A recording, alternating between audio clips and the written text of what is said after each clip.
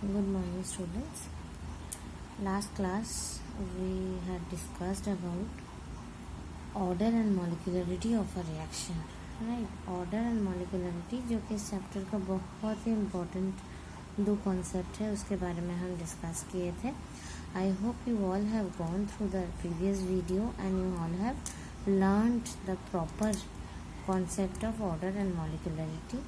और एक चीज़ हम प्रीवियस क्लास में डिस्कस किए थे, वो था कि rate constant, actually rate law का एक्सप्रेशन हम देखे थे जहाँ से रेट कांस्टेंट आया था. और रेट कांस्टेंट के बारे में बहुत डिटेल्स में नहीं, लेकिन थोड़ा सा डिस्कशन यही हुआ था कि जब भी मैं फिर से उसको और एक बार बता रही हूँ, जब भी हम रेट को एक्सप्रेस कर रहे हैं, rate is directly proportional to the product of the reactant, concentration of the reactant. अगर A प्लस B से C बन रहा है, तो this is how we are going to express the rate. And if I try to put equal sign in place of proportionality sign, तब ये हो जाएगा K into A plus B, and hence this K is known as the rate constant. इसको rate constant भी बोला जाता है, specific rate constant भी, also it is known as specific rate constant also. अब आज जो करेंगे हम एक्चुअली इंटीग्रेटेड रेट इक्वेशंस आज डिस्कस करेंगे, उसको जानेंगे कि कैसे रेट का equation, rate equation in mathematical form how do we express. It is called integrated rate equation, क्योंकि इसको एक्चुअली इंटीग्रेशन के बाद एक फाइनल एक्सप्रेशन मिलता है. That is why it is called integrated rate equation. उससे पहले हम और एक इम्पॉर्टेंट चीज़ थोड़ा सा डिस्कस कर लेते हैं, वो है कि रेट कांस्टेंट का यूनिट के बारे में हम थोड़ा डिस्कस कर लेते हैं. देखो, रेट कांस्टेंट का यूनिट ऐसे तो बहुत ही इजी है समझना, क्योंकि अगर हम मान लो कि K को सिंपली, अगर K का यूनिट हमें ढूंढना है, तो I can write K is equal to rate divided by concentration of A into concentration of B. एक चीज़ जो मैं नहीं लिख रही हूँ वो है कि A और B का पावर, ऑर्डर बहुत ही इंपॉर्टेंट है, लास्ट क्लास में भी हम देख चुके हैं. So I am actually taking here the order as 2, A के पावर में 1, B के पावर में 1, लेकिन नेसेसरीली ऐसा ही सारे रिएक्शंस में हो, इट इज़ नॉट इम्पॉर्टेंट. तो I am writing here A to the power of x and B to the power of y to be in general, right? जहाँ पर x plus y is equal to the order of the reaction. इतना तो last class में I hope everybody has understood that this, right. तो x Y कुछ भी हो सकता है, 0 हो सकता है, 1 हो सकता है, 2 हो सकता है, एनी होल नंबर या फ्रैक्शन भी हो सकता है. हम बाद में देखेंगे कि फ्रैक्शनल भी ऑर्डर होता है. So, if I write rate equals to A to the power of x, B to the power of y, तो आ क्या रहा है, देखो, रेट एक्चुअली रेट कांस्टेंट का जो यूनिट हम ढूंढेंगे, तो it is actually coming as concentration change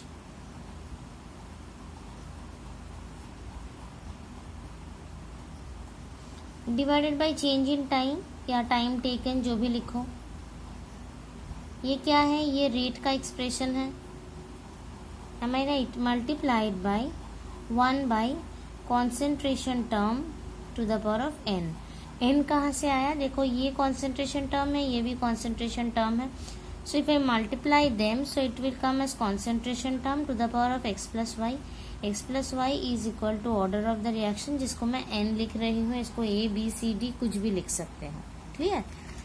So this is how we are going to find out the unit. अब यहाँ पर concentration change में मान लो, बहुत सिंपली मैं सोच रही हूँ, तो concentration होता है मोल पर लीटर में होता है. मोलारिटी अगर हम सोचेंगे तो it will come as mole per litre, divided by time, normally हम सेकेंड में लेते हैं, into 1 divided by mole per litre to the power of m. Mole per litre कहाँ है, कॉन्सेंट्रेशन चेंज, मतलब कॉन्सेंट्रेशन का unit, change in time second में ले रहे हैं. Concentration to the power of n को हम mole per litre to the power of n ले रहे हैं. So this is fixed, mole per litre per second, this is fix. Change कहाँ होगा, इसमें चेंज होगा. कैसे चेंज होगा, अगर ज़ीरो ऑर्डर रिएक्शन है तो obviously this will become zero, तो यहाँ पर कुछ नहीं रह रहा है।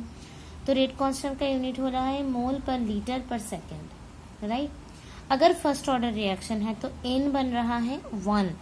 अगर ज़ीरो ऑर्डर है, मैं लिख रही हूँ ज़ीरो ऑर्डर में, देखो n is equal to 0, so unit of k क्या बन रहा है, मोल पर लीटर पर सेकेंड, क्योंकि यहाँ से जो टर्म है टू द पावर 0 का हम सबको पता है कि x to the power of 0 is equal to 1। अगर फर्स्ट ऑर्डर रिएक्शन है तो n विल बिकम 1, तो यूनिट ऑफ k क्या बनेगा, देखो ये टू द पावर 1 बनेगा, ये भी टू द पावर 1 है, they will be cancelled, so only second inverse will be the unit. Clear. Second order reaction है तो क्या बनेगा, यहाँ टू द पावर ऑफ 2 हो जाएगा, यहाँ टू द पावर ऑफ 1 है, तो नीचे रह जाएगा mole per litre, so unit will become mole per litre to the power of -1, क्योंकि नीचे आ रहा है second inverse, so I can simply write it mole inverse litre per second. Third order reaction में भी ऐसे ही कैलकुलेट कर पाओगे एक के बाद एक, ज़्यादा कुछ नहीं है। यू कैन ट्राई आउट कौन सी ऑर्डर में क्या होता है, लेकिन फ़िलहाल तो एग्ज़ाम के लिए ये तीनों ही ऑर्डर आता है। तो ये शॉर्ट क्वेश्चन में एक्चुअली आता है कि सेकेंड ऑर्डर रिएक्शन का यूनिट ऑफ रेट कांस्टेंट क्या है, फर्स्ट ऑर्डर का क्या है, ज़ीरो ऑर्डर का क्या है। तो देखो मेरा सजेशन है कि इसको डू नॉट रिमेंबर इट, मतलब ट्राई टू रिमेंबर इट। इसको ऐसा नहीं है कि इसको अच्छे से रट लिए और एग्ज़ाम में जाके लिख लिए, तो तब जाके गड़बड़ी हो सकता है। मान लो कि ज़ीरो ऑर्डर की जगह फर्स्ट ऑर्डर का लिख दिया गलती से। My suggestion is do not try to remember it, everybody will be able to derive. ये तो सबको याद रहेगा, मतलब ये वाला एक्सप्रेशन सबको याद रहेगा, rate is equal to k into A into B. तो यहाँ से डिराइव कर सकते हो, मैक्सिमम 1 मिनट लगेगा, 1 से 1.5 मिनट। तो 1 से 1.5 मिनट के लिए माई suggestion is do not marks को मतलब लूज मत करना। ओके, तो ये रहा हमारा रेट कांस्टेंट का यूनिट। ये इसीलिए मैं अलग से बता दी क्योंकि एग्ज़ाम में बहुत ही ज़्यादा आता है। अभी हम स्टार्ट करेंगे आज के मतलब क्लास का इंटीग्रेटेड रेट इक्वेशन का डेरिवेशन। आज खाली ज़ीरो ऑर्डर रिएक्शन का ही डेरिवेशन करेंगे। Next day we will solve first order reactions derivation. Okay, so in case of integrated rate equation पहले तो मैं बता रही हूँ कि इंटीग्रेशन है क्या। This you must have learn और विल लर्न इन मैथ्स, मतलब मैथ्स में इंटीग्रेशन आइदर 11 में पढ़ चुके हो या 12 में है तो पढ़ोगे। बहुत सिंपली अगर इंटीग्रेशन को सोचेंगे तो यह है कि ब्रॉड स्पेक्ट्रम समेशन, मतलब बहुत सारी छोटे छोटे चीज़ों का अगर हम सम अप करते हैं तो उसी को इंटीग्रेशन बोला जा सकता है। हाँ, डिफरेंस यही है कि इंटीग्रेशन में हमें एक कहीं स्टार्टिंग से कहीं लिमिट, मतलब एक कुछ अमाउंट तक ही उसको कैलकुलेट करना पड़ता है, जो समेशन में नहीं है। समेशन में proper digits are given and you just have to sum up और ऐड देम। तो इंटीग्रेटेड रेट इक्वेशन जब भी हम कर रहे हैं उसके लिए हमें दो चीज़, मैथमेटिकल दो टर्म हमें याद रखना है। देखो, जिसके बहुत सारे ऐसे भी होंगे जिनका सब्जेक्ट बायोलॉजी है, तो you must not have learned maths. मैं यहाँ ज़्यादा मैथ्स नहीं बता पाऊंगी, I can not teach you maths in detail, but I am just telling you the part which you need for solving this equation. Okay, integrated rate equation करने के लिए जितना मैथ्स चाहिए उतना मैं बता रही हूँ।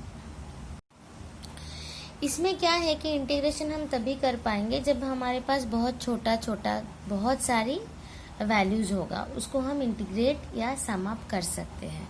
तो छोटा वैल्यूज़ का मतलब है कि हमें डिफरेंशियल फॉर्म में लिखना पड़ेगा।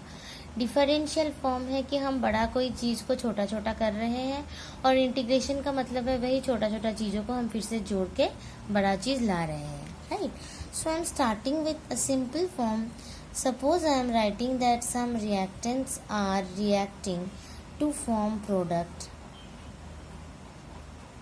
तो इसको अगर हम R और P से डिनोट करें, R का मतलब है रिएक्टेंट, P का मतलब है product. So if we try to denote it with R and P, so I can easily write, I have already learned कि रेट क्या है, rate is minus of d of concentration of R D t. ये मैं फिर से एक बार याद दिलाती हूँ, कहा था ये फर्स्ट डे हम जो केमिकल काइनेटिक्स का इंट्रोडक्शन पार्ट पढ़े थे वहाँ पर था कि हम रेट को कैसे एक्सप्रेस कर सकते हैं, टाइम के साथ साथ कॉन्सेंट्रेशन का चेंज। अगर हम बहुत ही छोटा सा चेंज ले रहे हैं तो ऑब्वियसली उसको हम डी से डिनोट कर सकते हैं। माइनस क्यों ले रहे हैं? क्योंकि रिएक्टेंट का कॉन्सेंट्रेशन टाइम के साथ साथ कम हो रहा है, डिक्रीज हो रहा है, इसीलिए हम इसको माइनस लिख रहे हैं। So minus of D R D T. और एक रेट का एक्सप्रेशन हम लास्ट डे पढ़े, रेट लॉ से हमें मिला था, that is actually equal to K into concentration of the reactant to the power of zero. ये ज़ीरो मैं क्यों लिखी? क्योंकि ये जो मैं डेरिवेशन कर रही हूँ this is derive for zero order reaction. देखो ये एग्जाम में बताया जाएगा कि ऑर्डर ऑफ द रिएक्शन क्या है, क्योंकि हम थियोरेटिकली उसको प्रेडिक्ट तो नहीं कर पाते हैं, प्रैक्टिकली ही देखा जाता है। तो ज़ीरो ऑर्डर रिएक्शन के लिए जबकि बताया गया है ऑर्डर ज़ीरो है, तो ऑब्वियसली यहाँ पर जो टर्म है एक्स और वाई, इसमें क्या बैठेगा? ज़ीरो बैठेगा। So I hope you all have understood the writing of this too. So from the previous part, the part which I have written, rate is equal to minus dr dt और rate equals to k r to the power of 0, दोनों ही expression है rate का। So I can easily write minus of dr dt is equal to k into r to the power of 0। I hope ये लिखने में हमारा कोई भी confusion नहीं होना चाहिए। दोनों ही रेट है, सेम रिएक्शन का रेट है, तो हम दोनों को इक्वल कर सकते हैं।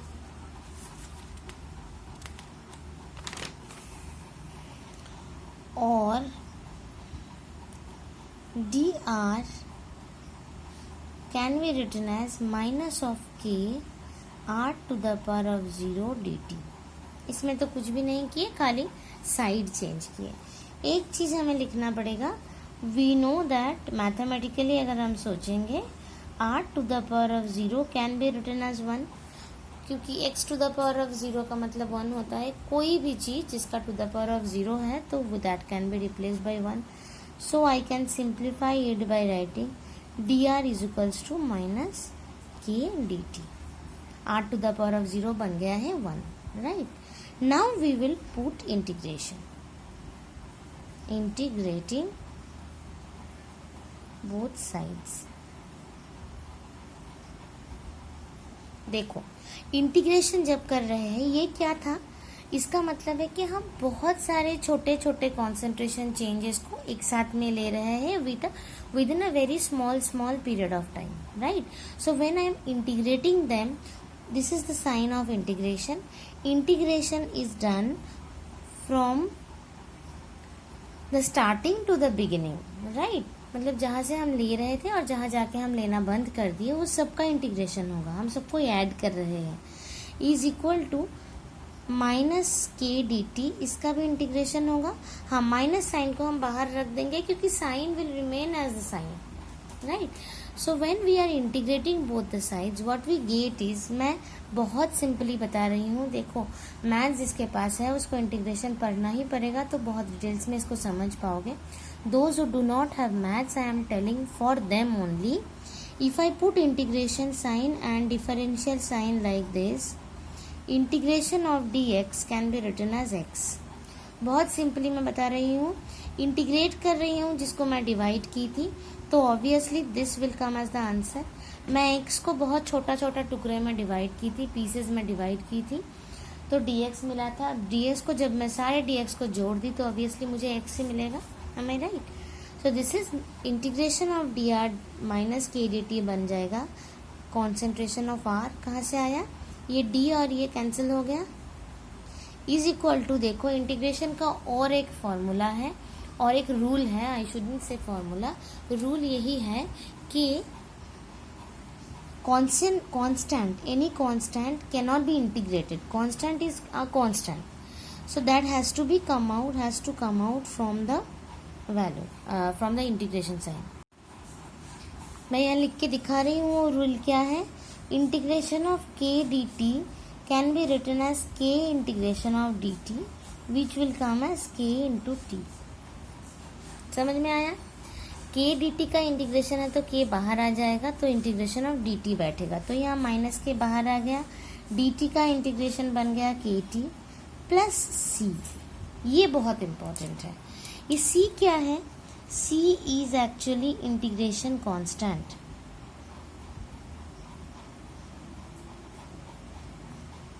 इसको एनसीईआरटी बुक में देखोगे तो you will find it as I, both are same. I is also integration constant, C is also integration constant. कोई भी लिखोगे तो कोई प्रॉब्लम नहीं है। ये होता क्या है एक्चुअली, जब हम मतलब इंटीग्रेशन में कोई लिमिट नहीं डालते हैं। लिमिट डालने का मतलब है कि मान लो कि मैं बता दी कि 10 से लेके 20 तक हम इंटीग्रेट करेंगे वैल्यूज़ को, तब ये कांस्टेंट नहीं आता है, तब एक्चुअली डेफिनेट इंटीग्रल हो जाता है। मतलब एक डेफिनेट वैल्यू के अंदर में ही हम उसको जोड़ रहे हैं, तब कांस्टेंट नहीं आता है। लेकिन अगर हम इंडेफिनिट इंटीग्रल कर रहे हैं, इसका मतलब कि हम कहीं से भी स्टार्ट कर सकते हैं, कभी कहीं भी जाके बंद कर सकते हैं, तब हमेशा एक कांस्टेंट आते हैं जिसका वैल्यू हमें ढूंढना पड़ता है। कैसे ढूंढेंगे मैं दिखा रही हूँ। उसका वैल्यू ढूंढने के बाद उसको हम लिखेंगे। कैसे इस कांस्टेंट का वैल्यू ढूंढते हैं, देखो, at t equals to 0, actually हम जो भी वेरिएबल है, यहाँ पर वेरिएबल है t, उसका वैल्यू 0 ले लेंगे, तब जाके देखेंगे इक्वेशन का क्या वैल्यू आ रहा है। t equals to 0, r is actually r naught. Difference क्या है देखो, R का कॉन्सेंट्रेशन मतलब रिएक्टेंट का कॉन्सेंट्रेशन कौन सा कॉन्सेंट्रेशन है? Initial concentration. R not mean initial concentration, starting में जो कॉन्सेंट्रेशन लेके हम स्टार्ट किए थे वही है t इक्वल्स टू 0 में। स्टार्टिंग में R का वैल्यू है R not. Am I right? So ये जो इक्वेशन है इसको मैं फिर से लिख रही हूँ, देखो, R naught is equal to K minus K into 0 plus C होगा। क्योंकि मैं क्या ली, मैं टी को 0 ली तो टी के जगह 0 बिठा दी। आर क्या बन गया? आर नॉट हो गया। सी तो जैसा था वैसा ही रहेगा। सो ऑब्वियसली सी का वैल्यू देखो बन जाएगा आर नॉट, बना, ये बन गया 0। So R not equals to C.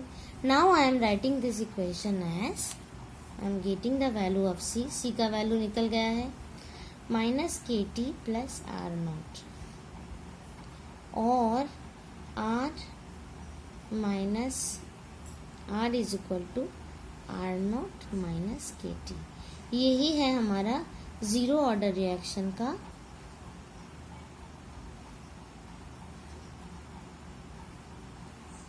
Integrated equation. Integrated, ये बहुत इम्पॉर्टेंट है, इसका डेरिवेशन भी इम्पॉर्टेंट है, और इस यहाँ से न्यूमेरिकल भी आ सकता है। हम देखेंगे कैसे न्यूमेरिकल सॉल्व करते हैं। This is very important. इसमें से 2 कंक्लूजन मतलब आ सकता है कि अगर हम जीरो ऑर्डर रिएक्शन को प्लॉट करना चाहेंगे ग्राफ में, if I want to plot the concentration versus time plot for a zero order reaction, zero order के लिए, देखो जीरो ऑर्डर रिएक्शन के लिए यहाँ से ही हम ढूंढेंगे क्या है, टी है, टी के साथ मतलब टी कहाँ प्लॉट किए हैं हम, एक्स में। So obviously it can be written as, concentration term को मैं लिख रही हूँ टी के is equal to R not minus R by t, ऐसे हो सकता है। यहाँ पर ऐसे भी मैं सोच सकती हूँ, या नहीं तो मैं इसको बहुत सिंपली और भी सोच सकती हूँ कि इसको अगर मैं y equals to M X plus C के हिसाब से सोचूं तो हमारे लिए y बन गया है r कॉन्सेंट्रेशन r यहाँ पर है, and this is r not minus K T है। माइनस के टी का मतलब है कि ये वाला माइनस है तो इसका मतलब है एम एक्स, ये माइनस है, इसका मतलब है कि नेगेटिव स्लोप दिखाएगा, एंड c मतलब जो इंटरसेप्ट है that is actually the initial concentration, right. तो मैं इसको ड्रॉ कर रही हूँ। The drawing will come like this. This is the intercept. Intercept is actually the R naught का मतलब है इनिशियल कॉन्सेंट्रेशन मिल गया है हमें। ये जो के है ये एक्चुअली स्लोप है, माइनस के एक्चुअली स्लोप है, माइनस के क्या है, कॉन्सेंट्रेशन, सॉरी रेट कांस्टेंट है। रेट कांस्टेंट का वैल्यू हमें मिल गया है माइनस ऑफ स्लोप से। तो ऐसे अगर हम प्लॉट करेंगे जीरो ऑर्डर रिएक्शन तो we can easily find out the rate constant of the zero order reaction. Okay, zero order reaction का एक बहुत ही सिंपल सा एग्जाम्पल मैं बता रही हूँ। एमोनिया का डिग्रेडेशन, मतलब एमोनिया अगर डिग्रेड होता है या डिसोसिएट होता है in presence of platinum surface, platinum acts as catalyst. तो इसके सरफेस में जब एमोनिया का डिसोसिएशन होता है, this is actually a zero order reaction. So rate of the reaction is equal to K into ammonia to the power of zero. So it is actually equal to K. देखो यहाँ पर molecularity reaction का है two molecules of ammonia, but order आ रहा है zero. इसका मतलब क्या, ये जो एमोनिया का डिसोसिएशन हो रहा है रेट डिटरमाइनिंग स्टेट में एमोनिया का कोई मॉलिक्यूल था ही नहीं, इसीलिए उसका कोई कंट्रीब्यूशन नहीं है। Okay, I hope you all have understood the derivation of zero order reaction. इसको और एक बार अच्छे से, बुक में भी बहुत अच्छे से डिराइव किया गया है। You all go through this, just derive it in your own hand. इसको पहले सुन लो, पहले समझ लो, बुक से देख लो, उसके बाद ये डेरिवेशन खुद को करना है, तभी जाके ये समझ में आएगा, नहीं तो नहीं समझोगे, कर भी नहीं पाओगे। So after you can do this, this graph is also very important. Write all this in your class work copy. Derivation होना है, ग्राफ होना है, रेट कांस्टेंट का मैं जो भी यूनिट्स बताई ये सब होना है, जीरो ऑर्डर रिएक्शन का फाइनल इंटीग्रेटेड रेट इक्वेशन होना है। In case of any doubts you can always feel free to ask me. आज के लिए इतना ही रहेगा। कल मतलब next day we will start off with first order reaction का इंटीग्रेटेड रेट इक्वेशन से। Thank you.